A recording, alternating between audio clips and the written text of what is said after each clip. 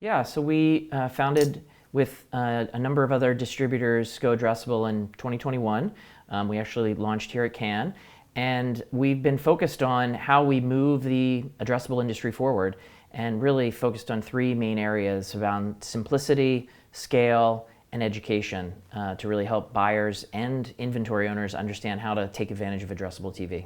So, what are some of the kind of biggest trends and headlines in terms of addressable, and are there any kind of tailwinds or concerns? Yeah, I think that people are finally realizing that first-party data is really important, given signal loss that's happening in the industry. And addressable is a great way for marketers to reach an audience with confidence and link that to ROI and outcomes. And I would say the tailwinds are really around signal loss, right? I mean, that's something that the industry is really grappling with, and measurement in general is important, especially in this kind of cross-platform converged world that clients are now finding themselves in. You have to chase your audience across many devices and platforms, and addressable helps you kind of kind of identify and unify that audience across the platforms and understand where they are and what they're viewing with confidence. When you talk about signal loss, what do you mean? Because I think it might mean slightly different things depending on where you sit in the industry. Yeah, so signal loss to me is really just the lack of ability to identify an audience and really link them to an ad exposure or ultimately an outcome.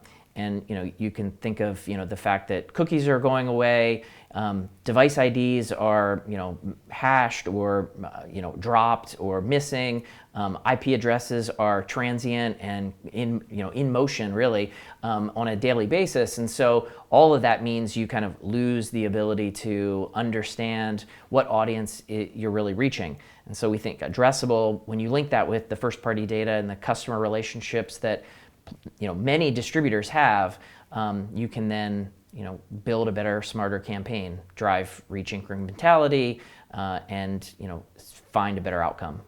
So, are there any other areas, areas of concern or just areas of improvement that you're currently working on when it comes to addressable? Yeah, I think the big area that we've zeroed in on in the last 6 to 12 months is planning.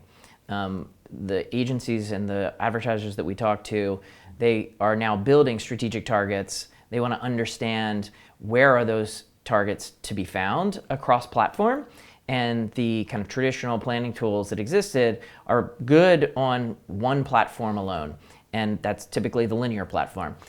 In digital, they've tended to be very reactive. They take a segment, they load it into their DSP, and they kind of optimize on the fly. But in television, where the inventory is scarce and there's a lot of demand and the prices are high, you need to think really strategically about where are you going to place your budget. Am I going to get that right audience? I need to reach them very efficiently and not have a lot of waste. And so planning is a very important component that right now is those tools are just lacking the ability to plan on a strategic target and look holistically across the landscape.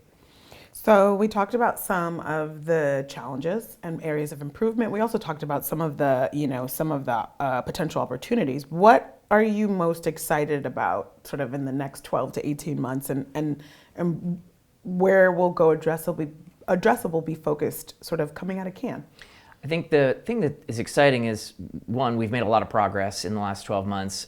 The inventory that's now unlocked and available across both the local distributor minutes as well as the national programmer minutes has increased dramatically. So there's more capacity available in addressable today than there was 12 months ago. We're all leaning in, and I think this year's upfront will be another kind of step change with regard to kind of use of the capability. And then also the fact that clients are understanding that you don't just need to use addressable for bottom of the funnel, you actually can use it across all the funnel, the whole funnel, right? And reach incrementality is a big topic, and addressable just right there works amazingly.